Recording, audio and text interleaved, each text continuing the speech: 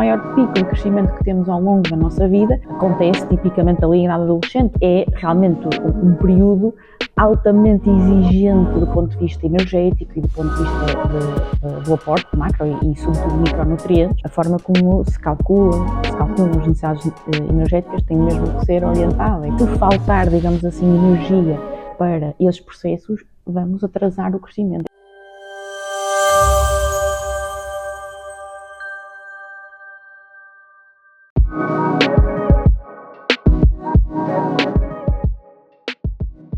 Bem-vindos ao episódio 7 do All My Talks. Conversas reais sobre saúde, bem-estar, bioindividualidade e hábitos que fazem sentido no dia-a-dia.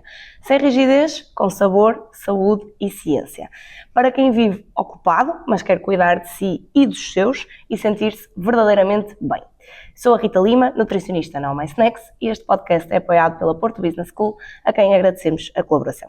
Hoje vamos falar sobre um tema muito pertinente, não só para os pais, como também para treinadores e os próprios jovens, que é a nutrição no jovem atleta e as suas necessidades mais específicas, e para isso convidei a Maria Roriz, nutricionista com uma vasta experiência nesta área e que nos vai falar um bocadinho sobre as questões mais relacionadas com as necessidades nutricionais e não só, destes jovens. Maria, obrigada em primeiro lugar por estás aqui connosco e começo por te perguntar se te podes apresentar, dar-nos a conhecer um bocadinho sobre ti, sobre o teu trabalho e os jovens que tu acompanhas. Sou a Maria Roriz, como disseste muito bem, sou nutricionista. Grande parte da minha experiência profissional tem sido dedicada ao jovem atleta. Coordenei durante alguns anos o departamento de nutrição do projeto Dragon Force, ao Clube do Porto, trabalhei também com escalões de formação do clube. Sou também, portanto, nutricionista na área clínica e tenho a oportunidade de acompanhar também muitos atletas dentro dessa faixa etária e de diferentes modalidades. O meu doutoramento também foi realizado na área da nutrição no desporto e sou também docente universitária em unidades curriculares relacionadas com a nutrição no desporto, em que, claro, o atleta pediátrico está muito presente, portanto, acho que é uma área que se nota que gosto muito e que tenho tido o enorme privilégio de poder também atuar. Maria, vamos então começar pelo básico, não é? Pelo inicial e por a dúvida que se calhar muitos pais, muitos treinadores inclusive, têm, que é o jovem atleta é apenas uma miniatura, digamos assim, do atleta adulto ou tem necessidades nutricionais muito diferentes? Sim, de todo. Nós podemos ter eventualmente tendência para pensar isso, mas nós temos alguns picos de crescimento ao longo da nossa vida, mas o pico, o chamado pico de velocidade de crescimento, pico de velocidade de altura, peak high velocity em inglês, é realmente um período altamente exigente do ponto de vista energético e do ponto de vista do aporte de macro e sobretudo micronutrientes, porque é no fundo o maior pico de crescimento que temos ao longo da nossa vida e que acontece tipicamente ali na idade adolescente, portanto estamos a falar do jovem e portanto isso não acontece em idade adulta, portanto do ponto de vista de necessidades é uma fase altamente exigente. E portanto, para além de eles serem jovens e já fisiologicamente terem esta tendência a precisar ali de muita energia, de muitos nutrientes nesta fase, se acrescentarmos a componente do gasto energético no desporto e mesmo todas as necessidades nutricionais no desporto, facilmente chegamos à conclusão de que é um período altamente exigente e, portanto, não os podemos tratar como mini-adultos e exportar as necessidades nutricionais dos adultos para essa população, porque, de facto, corremos risco de ter algumas carências se assim o fizéssemos.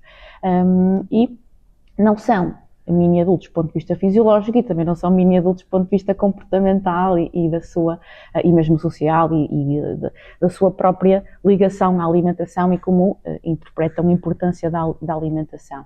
Portanto, diria que é mesmo uma faixa etária. Claro que crianças também, mas sobretudo essa fase, a adolescência, em que vai acontecer esse pico pubertário que nos merece grande atenção. parte dos nutricionistas, por parte dos pais, por parte dos treinadores, por parte de toda a gente que acompanha ali e faz ciclo em torno do jovem atleta. Não é só a questão do treino, não é? E que muitas das vezes, se calhar, os treinadores têm a preocupação da carga do treino, mas também é preciso ser uma equipa multidisciplinar e também o nutricionista ter realmente em consideração que esta faixa etária tem realmente necessidades muito acrescidas também do ponto de vista emocional, não é? Cognitivo e tudo isso, não é? Portanto, que tipo de acompanhamento mais concreto e que detalhes é importante prestar atenção a nível de necessidades nutricionais desta população?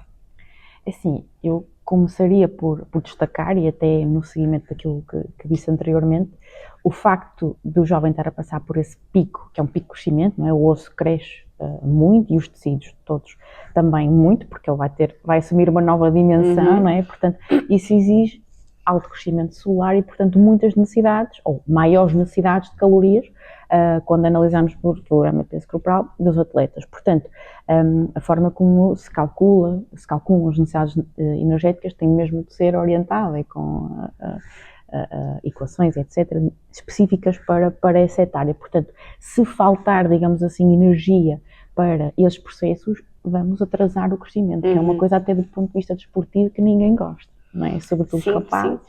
E mesmo para a saúde da própria criança ou adolescente, não é? Antes de serem atletas, são pessoas. São pessoas, exatamente, e portanto, nem se gosta disso a curto prazo, nem se gosta disso a longo prazo, porque também pode ter consequências do ponto de vista crónico e naturalmente a longo prazo.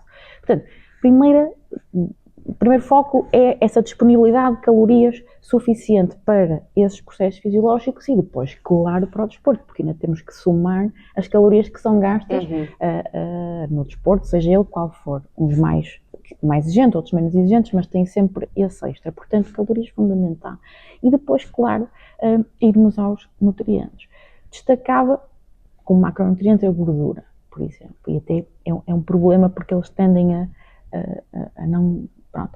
não preferir alimentos ricos em gorduras saudáveis, mas sim gorduras menos interessantes, mas a gordura saudável, com bom perfil, nomeadamente os ácidos gordos poliinsaturados, são altamente importantes, quer do ponto de vista cognitivo, porque também tem aulas e muito trabalho, não é que o adulto não tenha, mas é altamente exigente dessa parte, e porque o próprio fornecimento ou aporte de gordura é muito importante para a produção hormonal, portanto é uma fase altamente exigente nesse sentido, há muita produção hormonal e portanto tem que bem acompanhar. Destacava também a parte dos hidratos de carbono, sobretudo para o jovem que pratica desporto, porque passa muitas horas e pode ser jovem, mas já existem jovens a serem profissionais e terem níveis e horas de treino bastante salientes, não é? Bastante elevados. E depois, do ponto de vista de micronutrientes, sem dúvida, cálcio, vitamina D, porque o osso está a crescer imenso, não é? Portanto, tem que se mineralizar proporcionalmente a esse crescimento e, portanto, as necessidades de cálcio estão acrescidas. Já estão no jovem que não é atleta e, portanto, no jovem atleta ainda mais. A vitamina D, porque é importante para essa fixação do cálcio, portanto, os dois lado a lado. E a vitamina D, muitas vezes é complicado, sobretudo nos jovens atletas de pavilhão, portanto, treinam indoor e não têm exposição solar. Exatamente. Estão na escola o dia todo, pouca exposição solar têm. Depois vão ter modalidades indoor e o risco de déficit é superior. E também do ferro, sobretudo nas atletas femininas, na altura do início da menstruação. Portanto, também há maiores perdas de ferro e, portanto, mais necessidades desse aporte. E claro que o ferro é um nutriente altamente importante do ponto de vista de desempenho, porque é muito importante para o transporte de oxigênio, portanto, também não queremos níveis baixos nem do ponto de vista de saúde, nem do ponto de vista de desempenho. E diria que isto, associado à hidratação, é talvez dos nossos maiores focos, a hidratação, porque falha ainda mais nas crianças e adolescentes, têm um limiar da sede mais alto e desidratam, não é? Como qualquer atleta. Portanto, eu diria que são estes os pilares que nos alertam sempre e, portanto, a preocupação com o treino e com o rendimento tem mesmo que passar também pela alimentação, senão arrisco-me a dizer que fica muito comprometido. Certo, e é muito engraçado, e agora vou pegar um bocadinho também naquilo que tu foste falando, porque nós associamos, principalmente na idade do adulto, não é? O atleta adulto, desporto de proteína. e foi muito engraçado que tu não tocaste na proteína, e acredito que tenha sido propositado, mas gostava que tu explicasses um bocadinho o porquê, porque de facto a associação com a nutrição no desporto é proteína. Pronto, é logo o hot topic, digamos assim, quando se fala de nutrição no desporto. Portanto, se conseguires nos elucidar um bocadinho sobre essa parte. Claro que sim, como disseste, foi de propósito, que eu não falei da proteína, porque a proteína é sobrevalorizada neste contexto da nutrição desportiva pediátrica. Isto porquê? Uma coisa é o que as pessoas querem ouvir, outra coisa é aquilo que a evidência científica diz. E o que a evidência científica diz é que as recomendações de proteína para o jovem atleta andam nas 1,5 gramas por quilograma de peso corporal por dia. Se reparar, quando falamos de jovem atleta, nós podemos estar a falar de alguém de 12 anos ou alguém de 17 anos, portanto. É um espectro alargado. Exatamente. E quem tem 12 anos tem um peso bastante inferior, tipicamente nos rapazes, ao seu peso aos 17 anos. E portanto estamos a falar de uma recomendação que é por quilograma do peso. Ou seja, se eles ainda não tiverem passado o pico pubertário, não vão ser muito pesados, ainda são muito pesados. Portanto, 1,5 vezes o peso que têm, não é? E mesmo assim, em algumas modalidades desportivas, mais de endurance, mais de resistência, em que o atleta não é tipicamente muito pesado, mesmo aos 16, 17 anos, depois de ter dado esse salto, esse pico de desenvolvimento, nós não vamos ter doses de proteína muito elevadas nas recomendações, não é? Porque no atleta adulto as recomendações de proteína são superiores. Já podem mesmo andar ali nos 1,6 a 2,2 ou 2,4, dependendo de um objetivo de composição corporal, mas são mais elevadas. E os atletas adultos também são mais pesados, ou seja, a dose diária de proteína que é necessário ingerir acaba por ser superior no adulto. E, portanto, chega a um ponto em que, para além das recomendações não serem assim tão elevadas, não é difícil o jovem atingi-las. A minha experiência é muito mais fácil um jovem atingir as necessidades de proteína, um jovem mesmo sendo atleta, do que o adulto, porque também é um bocadinho menos dado a outro tipo de preocupações. O jovem tipicamente consome bem os laticínios, não está cá muito preocupado com a intolerância à lactose, as modas. Sim, se não incha. É leite que temos para beber, leite que bebemos. Gostam de iogurte, gostam de queijo, não é assim um grande problema. E depois, nas refeições principais, como também têm mais fome, porque as necessidades energéticas estão naturalmente a aumentar e isso, sobretudo nos rapazes, também cria bastante mais fome, comem bem ao almoço e ao jantar. Ao almoço, se calhar, não tanto, se a escola não permitir que eles tem a questão do gosto, não é? Sim, do gosto, de não gostarem da refeição, ou também se não lhes proporcionarem doses, pronto, um bocadinho mais, ou porções ajustadas àquilo que eles precisam, mas aos jantares comem lindamente, depois de um treino, cheios de fome. O peixe não comem, mas comem a carne, e portanto não é difícil, já por aquilo que são as características e os gostos do próprio jovem atleta, atingir essas necessidades. Daí eu tentar também fugir um bocadinho de não é tanta preocupação, mas preocupam-se muito com isso e deixam de lado os outros nutrientes que eu falei, mas acho que não é protagonista aqui da nossa intervenção. O protagonismo é dizer para consumirem um bocadinho menos, para poderem abrir espaço para consumir hidratos de carbono, por exemplo. Pois, porque às vezes pode haver a substituição, Exatamente. Ou seja, o jovem atleta poder ter um consumo de um macronutriente muito acima daquilo que é a recomendação, em prejuízo dos restantes que ficam muito abaixo. Exatamente. Proteína é um nutriente que sacia muito, não é? Ou sacia mais. E, portanto, se estou focada em consumir alimentos mais ricos em proteína, se eles não tiverem grande aporte de hidratos de carbono, é normal que eu não tenha tanto espaço ou fome para depois consumir os alimentos que são essencialmente ricos em hidratos de carbono. Faz sentido. E já estamos a desequilibrar. Claro. Aí, porque as proteínas tipicamente consomem acima e a evidência científica corrobora isso. E os hidratos de carbono consomem abaixo.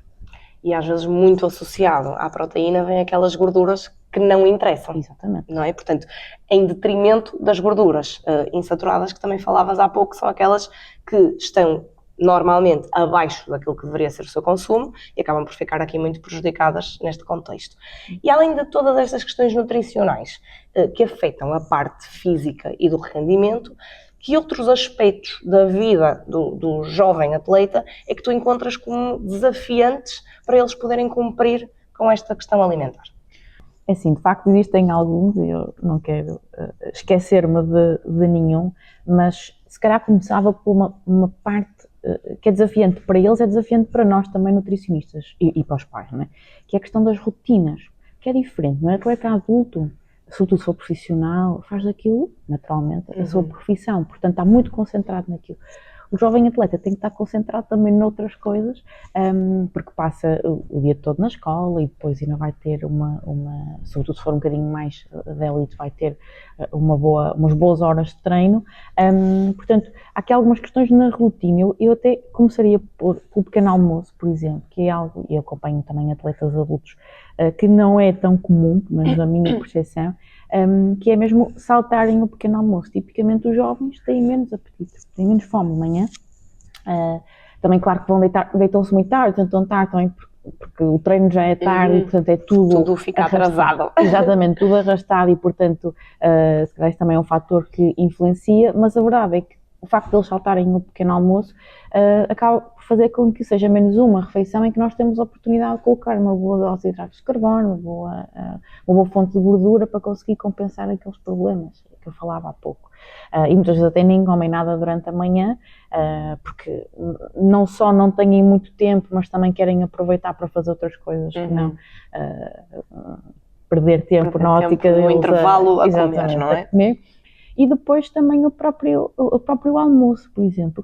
Quando nós fazemos um plano alimentar para um atleta adulto, ou até para um adulto que não seja atleta, é mais fácil as pessoas cumprirem, ou nós sabermos aquilo que estamos a calcular, mais facilmente vai ser atingido. Porque no jovem, de repente, nós estamos a fazer essa distribuição, e mesmo de acordo com a proteína, como falei há pouco, estamos a fazer a distribuição e a pensar que o almoço vai ter um contributo energético e de macronutrientes, e depois não tem, porque calhou ser o dia de peixe e não gostam da comida da escola.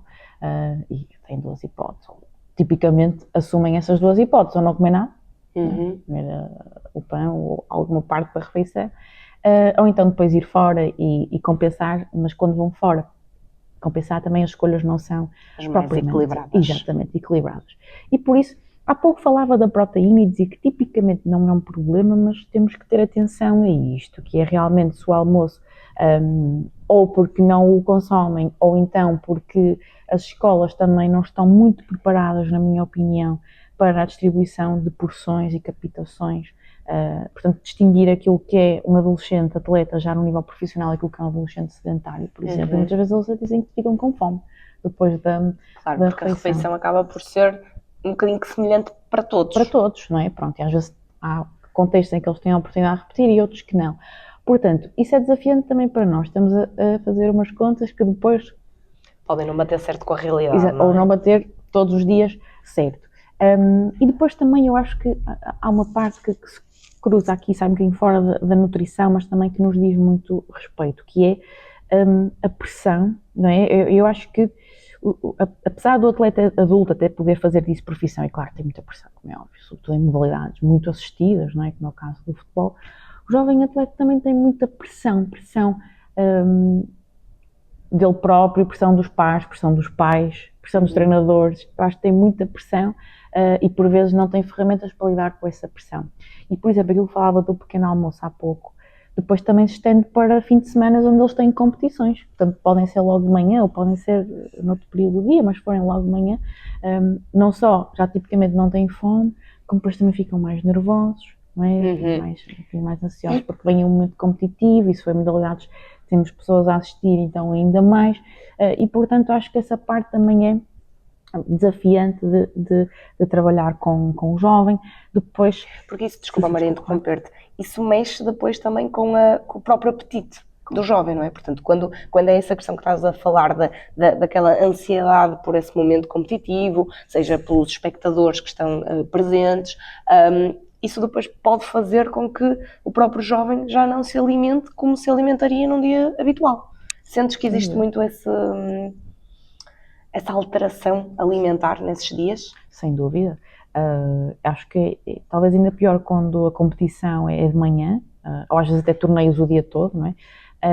Porque existem recomendações, não é? Mesmo para a ingestão de hidratos de carbono, para a ingestão de proteínas, sobretudo até hidratos de carbono, antes e durante uma competição, e também para depois, mas o antes e durante são os períodos um bocadinho mais débeis aqui no que estávamos a falar. E depois essas recomendações não são atingidas, porque não têm fome. não é?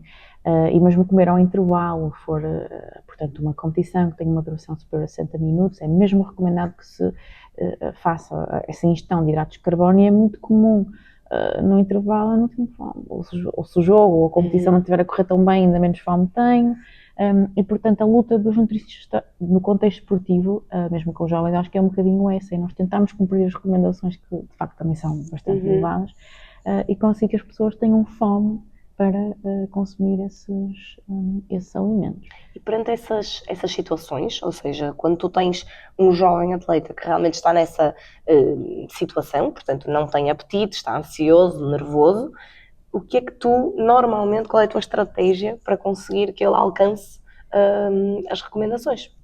Assim, tipicamente acaba por ser mais fácil beber do que mastigar, não é? Porque eles também reportam ser difícil, portanto, quanto mais sólido, quanto mais necessidade houver de mastigação da refeição, tipicamente é mais difícil eles fazerem.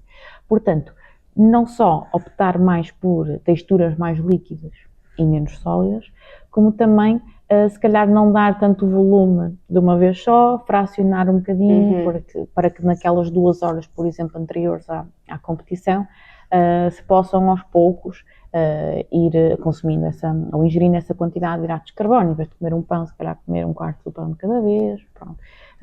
Fazer batidos, em batidos com uma textura mais líquida, nós conseguimos adicionar ali alguns alimentos que podem ter um bom aporte de hidratos de carbono, por exemplo, e ele não sente tanto que está, por exemplo, se colocarmos um iogurte e flocos de aveia e uma fruta num batido, não, a mesma quantidade, e depois colocamos isso numa bowl, por exemplo, ele tem muito mais a percepção, e ela tem muito mais a percepção que estão a comer mais quando estão a consumir da taça, o impacto da é muito diferente. Exatamente. Não é? Claro que há, do ponto de vista de matriz alimentar, também modificamos, nomeadamente na fibra, por estar a tornar essa textura mais líquida, mas a fibra para ali também não é muito importante, para a competição até queremos que não tenha muito. Portanto, diria que passa um bocadinho por estas estratégias e alimentos que eles realmente gostam. Vamos estar agora a colocar... E que sejam confortáveis também, não é? Claro, do ponto de vista gastrointestinal, fundamental. E ir um bocadinho às superstições. Que isto também acontece. Ok, é frequente? É frequente.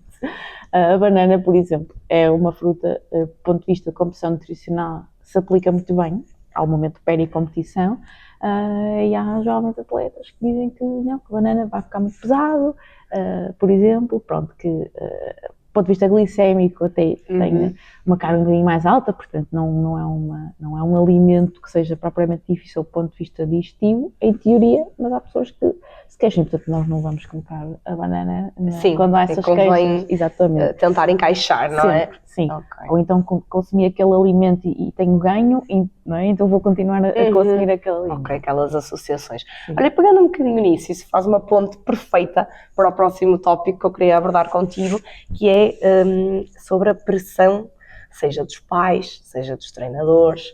Portanto, além da própria pressão que o jovem já sente, ele mesmo, não é? Pelo nervosismo do momento, há esta pressão externa. O que é que tu consideras que é o principal causador desta pressão, em primeiro lugar, e como é que podemos tentar contornar esta questão? Porque às vezes não é por intenção de pressionar o jovem, mas é sem querer, não é? A pessoa nem repara que está a causar essa pressão. Portanto, o que é que tu poderias dizer para ajudar aqui um bocadinho a contornar estas questões? Sim, o que dizes faz todo sentido. Eu até frequentemente faço este raciocínio e falo dele. Eu, quando comecei a trabalhar, também não foi assim há tantos anos, pronto, ainda vou sendo jovem, mas eu, quando comecei a trabalhar, e foi logo nesta área, eu tinha muita dificuldade em que as pessoas entendessem, os pais e os próprios atletas, dificuldade em que eles entendessem a importância da nutrição para o rendimento esportivo. Nos dias de hoje, temos praticamente o oposto, ou seja, entram num clube, por exemplo, e já querem todos os serviços, portanto, e a nutrição, e a psicologia, e tudo, portanto, muita maior atribuição da importância a todos os fatores que afetam o rendimento, e portanto, claro que um bocadinho de pressão, não é que não faça bem aos atletas ouvirem falar sobre alimentação e psicologia e dotarem-se das melhores ferramentas nessas áreas, não é que não faça bem, mas ao mesmo tempo cria-se um bocadinho de pressão, porque é a boa alimentação, é o sono, é o descanso, é não ficar tão ansioso, é a conciliação das aulas, é tudo, e portanto acho que isso também, se tornar muita obrigação, também se pode tornar um bocadinho mais fonte de pressão. E depois, eu acho que pelos bons exemplos que temos de atletas, porque realmente quando eu comecei a trabalhar, eu acho que os próprios pais olhavam muito para o desporto como um hobby. Estava ali no lugar do hobby. Hoje em dia, eu acho que os pais já consideram muito o desporto como uma futura profissão. E, portanto, isto também faz com que os miúdos se sintam um bocadinho mais pressionados, não é? Porque os pais querem perceber se eles... pais elevam a expectativa. Elevam a expectativa, exatamente. E, portanto, será que não vai ser o futuro, no caso do futebol, Cristiano Ronaldo, que é um magnífico exemplo, como é óbvio, mas é o Cristiano Ronaldo, portanto, não significa que todos os atletas vão ser iguais, não é? Portanto, acho que isto também é um bocadinho a fonte de pressão. E depois tiverem irmãos a praticar a mesma modalidade, por exemplo, ainda mais pressão. Porque não há dois... Comparação. Não há dois jogadores iguais, não é? E, portanto, isto acho que se faz... Também não é tão saudável. Pronto. E depois, voltando aqui ao início... Nos rapazes e nas raparigas, durante este pico de velocidade de crescimento, acontecem duas situações relacionadas com o desporto. Isto é, no caso dos rapazes, dá-se aquele pico de altura e, portanto, os pais querem também que não seja exatamente, que não seja o menos volumoso da equipa, que não seja menos volumoso do que os seus adversários, só que isto às vezes é complicado, porque em algumas modalidades eles jogam por escalões mais velhos, ou seja, juntam-se. E se estamos a falar de um sub-15 ou um sub-14 que no fundo depois vai jogar a sub-15 ou vai jogar no escalão acima, ele vai estar com colegas mais velhos que já deram esse pico. E esta coisa também, os pais criam muita pressão de quando é que ele vai desenvolver o máximo de altura, a massa muscular, e portanto vem ter connosco para a suplementação, e acho que isso também cria alguma... Acho que às vezes não é tanto... o jovem que se sente incomodado por ainda não ter atingido essa altura, às vezes também, as redes sociais também exacerbam essa pressão, mas os pais também fazem um bocadinho. E no caso das raparigas, da minha experiência, como esse pico pubertário está associado a algumas características antropométricas, como o alargamento do perímetro da anca, por exemplo, maior percentagem de massa gorda, em desportos tem mais categoria, não digo de peso, mas tem uma vertente estética muito exacerbada, há logo problemas, há maior risco, por exemplo, de distúrbio de comportamento alimentar e, portanto, também pressão por essa via. E se os pais, os treinadores, não contribuírem para aligeirar essa pressão, que se calhar já é um bocadinho interna, não vai correr, pode não correr tão bem, exatamente. Certo. E como tu disseste e bem, as redes sociais também contribuem para esta pressão, portanto tu já sentes que, obviamente no adulto, e todos sabemos que passamos muito tempo nas redes sociais, portanto obviamente isto no adulto acontece, o jovem tu sentes que também já passa muito do seu tempo a ver exemplos, a comparar-se, tu sentes que isto já acontece? Sem dúvida, eu tenho situações, por exemplo em consulta, em que eles até trazem o telemóvel, não é? Eu estou a ficar assim. Portanto já vêm como querem ser, com a expectativa criada. Do ponto de vista da composição corporal, já quererem ser assim, só que normalmente quem eles apresentam ou é um adulto ou é alguém que já passou por esse pico pubertário, por exemplo, claramente, portanto, provavelmente é alguém, do ponto de vista fisiológico, eles até chegarão nos próximos meses ou muito, muito em breve. Mas sem dúvida as redes sociais vêm exacerbar essa comparação que eles já têm, não é? Se calhar eles e elas dentro dos balneários e dos períodos em que estão juntos, mas ainda mais nas redes sociais, e depois também é uma população um bocadinho mais suscetível, não é, de ser influenciada, quer positivamente, quer negativamente, porque também quem transmite essa informação muitas vezes transmite como sendo fácil, não é? Faz como eu faço e vais atingir o mesmo objetivo, sem se perceber que existem diferenças genéticas que afetam a fisiologia, afetam a outras individualidade, características, claro, a individualidade. Claro. E portanto acho que as redes sociais, do ponto de vista da minha percepção, podem ser até um bocadinho perigosas nesta idade por causa da comparação, e uma comparação que às vezes leva à frustração. Certo. E, portanto, também acho que é importante os pais terem esse cuidado. Essa noção, não é? Porque sim, o impacto desta pressão e também da própria visão das crianças e dos jovens acaba por ser muito fruto daquilo que vem nos pais, não é? Portanto, sim. também esse papel é importante. E o próprio, muitas vezes até já vem a consulta com um estilo, digamos assim, não um padrão alimentar, mas com alguns hábitos alimentares que são reproduzidos, não é? Consumir 2 ou 3 iogurtes proteicos ou enriquecidos em proteína ao longo do dia, porque aquela figura também consumia. Atenção, eu não tenho nada contra o consumo desses produtos, às vezes até no seguimento do que falava há pouco, quando um almoço na escola é marcadamente pobre do ponto de vista da ingestão de proteína, faz sentido ter um alimento mais rico que possa compensar. Agora, muitas vezes não são necessários 3. Não é? Ou o leite também ser enriquecido a proteína, ao mesmo tempo que é o iogurte, e ao mesmo tempo que é tudo e mais alguma coisa, e já fazem isso porque viram alguém fazer e, portanto, querem reproduzir. Vão por imitação. Exatamente. E se calhar por imitação também te chegam muito à consulta a perguntar pela suplementação. Sem dúvida. Portanto, qual é a tua posição? O que é que tu consideras que pode ou não fazer sentido a nível de suplementação nestas idades? Assim, não, a minha posição é a posição da ciência, não é? Ou seja, não é recomendada, de modo geral, não é recomendada a ingestão de suplementos pela população pediátrica, mesmo sendo atleta.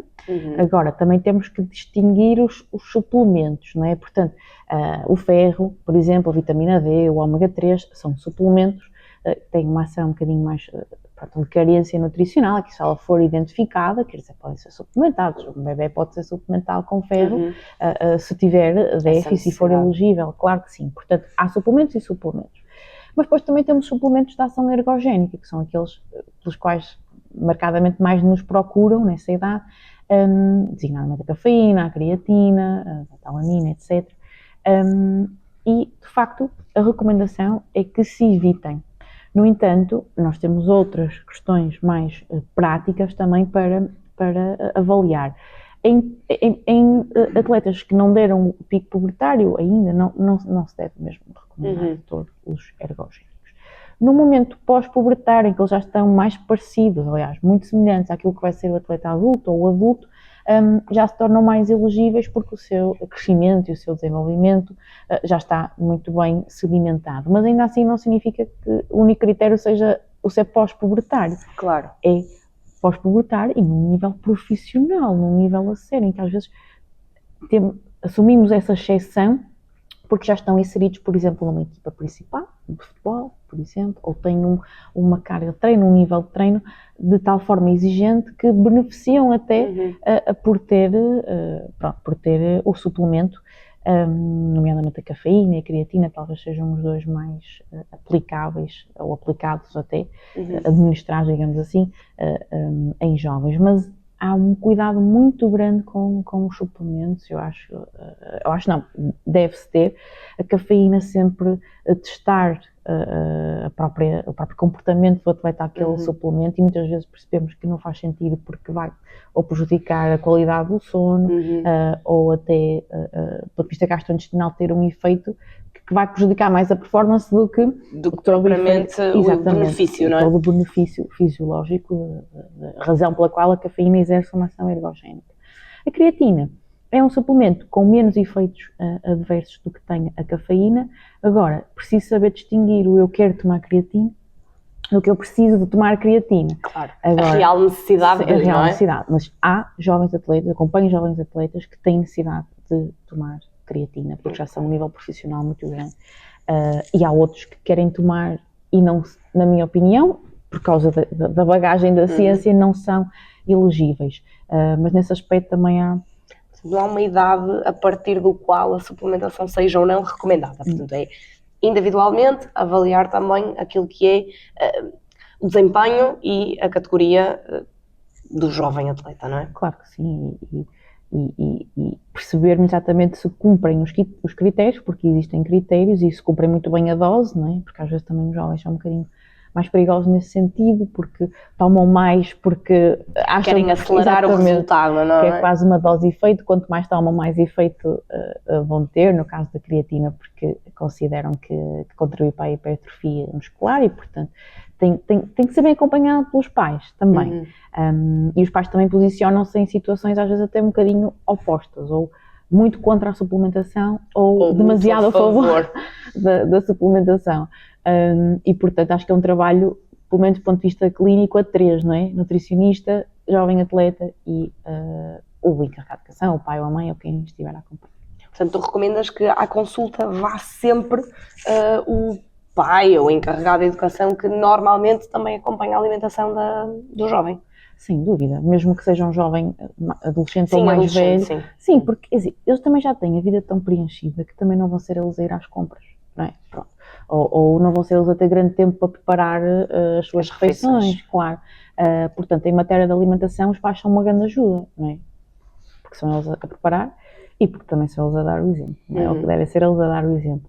Em matéria de suplementação, acho que é importante também estarmos os três, não só por esse controlo, mas também muitas vezes para que se possa informar os pais que estão até com um bocadinho mais de medo e receio de que este suplemento tem este efeito adverso, ou que ele tem ou não tem. E acho que faz bem, uma coisa que eu até recomendo, não é que queira fazer publicidade à profissão, mas uma coisa que eu recomendo, que é, sobretudo nos adolescentes, para que eles tenham até mais preocupação com a alimentação e também que suplementem bem, se precisarem suplementar, é ir mesmo a uma consulta de nutrição, para que eles possam entender, por quem entende, não é? Por quem tem mais conhecimento na área, exatamente o que ganham por A mais B em estar a escolher aquele alimento ou estar a fazer aquele suplemento ou não, e para que os pais também possam ouvir isso, porque muitas vezes... Compreender, não é? Sim. Entender o que está por detrás de certas recomendações e o que é que faz sentido ou não para a devida situação, de facto essencial, e os jovens começam a estar numa fase em que também já entendem, portanto já faz sentido explicar a ambos, entendem, pais e jovem, não é? E exigem, não é? Muitas vezes até. Estás a ver, eu disse que eu posso tomar este suplemento. Depois cobram aos pais. Sim. Ou ao contrário. Ok. Muito bem, Maria. E assim, para nós resumirmos aqui, dicas que tu consideres práticas para o dia-a-dia de um jovem atleta, o que é que tu consideras essencial, e erros a tentar evitar, dentro do possível, o que é mais importante? Assim, eu diria que será até começo pelos erros, evitar o excessivo consumo de alimentos mais açucarados, que têm gorduras com pior perfil, refrigerantes, alimentos que eles tendem mais a consumir e não é só da minha percepção, é também dados concretos de consumo. Os adolescentes são um bocadinho mais perigosos para o consumo de refrigerantes e de snacks com alto teor de açúcar e, portanto, desequilibrados do ponto de vista nutricional. Acho que isso... é evitar a excessiva ingestão de proteína. Como falávamos. Exatamente, acima de 2,5 gramas por ano, porque o peso corporal não traz todo o benefício até do ponto de vista da adaptação. Portanto, e depois a hidratação, muito cuidado com a hidratação, eles tendem a chegar à competição desidratados e isso é perigoso do ponto de vista do desempenho desportivo, mas perigoso do ponto de vista de saúde, porque em desportos outdoor, muitas vezes as competições dos atletas jovens são em horários de maior exposição solar. E, portanto, é muito arriscado, sobretudo no verão ou quando vão para torneios fora, em países, do ponto de vista de clima mais agressivos do que Portugal, terem muito cuidado com a hidratação, porque desidratação é altamente, portanto, eleva o risco de hipertermia e, portanto, também... Sim, é mau para a performance e para a saúde. Para a saúde, sim, sem dúvida. E diria que estar atento a estes 4 grandes ou 5 grandes pormenores que eu disse é muito importante, e acho que para facilitar a parte boa, ou seja, tentarmos orientar a rotina para conseguir cumprir com aquilo que são as recomendações, eu diria que é pedir muita ajuda dos pais, planear bem o dia. Eu não estou aqui a falar com nenhuma superioridade moral, porque eu sei que é muito difícil hoje em dia ser pai e mãe, ter que trabalhar, ter que acompanhar os filhos no desporto. Às vezes tem mais do que um filho, vai para um lado no desporto, para o treino, outro vai para o outro, tem que se ir buscar, tem que se fazer jantar, tudo. Mas se planearmos, não é? E quando cozinhamos para mais tempo, por exemplo. E os jovens têm uma facilidade relativamente aos adultos, é que eles gostam de coisas simples, pratos simples, uma carne, peixe não gosta muito, pronto, mas uma carne... Não é preciso elaborar muito. É muito simples, arroz ou massa ou bicho, claro, pronto. Mas fazer a sopa, que é uma preparação muito importante e altamente importante também para os atletas, pela recuperação. E portanto fazer em maior quantidade para conseguir de facto não ter que cozinhar todos os dias. E mesmo nos lanches e tudo, ter assim uma combinação de 8 ou 10 lanches lá no frigorífico, ir alternando pronto, para eles também não sentirem tão sempre a comer a mesma coisa, mas eu diria que a regra é o planeamento. Parece uma coisa muito chata, mas de repente se entrarmos nessa rotina, torna-se tudo mais fácil. Tudo mais fácil, exatamente. E priorizar a alimentação, eu acho que sim. Acho que, apesar dos pais estarem muito preocupados, eles estão mais preocupados com o suplemento até do que com o alimento. É isso, se não estamos a fazer o básico bem feito, porque é que já queremos ir mais além, não é? Exatamente. De facto, é isso. Maria, muito obrigada por esta conversa tão importante, às vezes é mesmo essencial desvendarmos e esclarecermos aqui alguns dos mitos e algumas, por exemplo, esta questão da proteína que tu falavas há pouco, que é claramente uma questão muito relevante. Portanto, muito obrigada por esta conversa. Percebemos hoje também que as necessidades do jovem atleta são imensas. E para te agradecer tu estares aqui, como não poderia deixar de ser, temos uma box da My Snacks para ti. Os snacks podes abrir à vontade. Os snacks foram pensados também numa ótica de te dar a conhecer a nossa gama, também direcionada a crianças, portanto tens aí algumas das opções que são também já muito pensadas nesse sentido, e também muito para te dar a conhecer que nós pretendemos também sempre garantir este equilíbrio do ponto de vista nutricional, garantir sabor, porque também sabemos que as crianças altamente exigentes nessa parte, portanto é sempre para tentarmos conciliar aqui as duas vertentes. Muito bem, muito obrigada, eu te agradeço. Obrigada, Maria. Ter a oportunidade de falar também desta população. Obrigada a nós, obrigada a quem nos ouve, partilhem com pais, treinadores, jovens atletas que conheçam, ouçam no nosso Spotify, visitem o nosso canal do YouTube, o nosso Instagram, no nosso site também poderão encontrar o link para este vídeo e vemo-nos no próximo episódio. Até lá!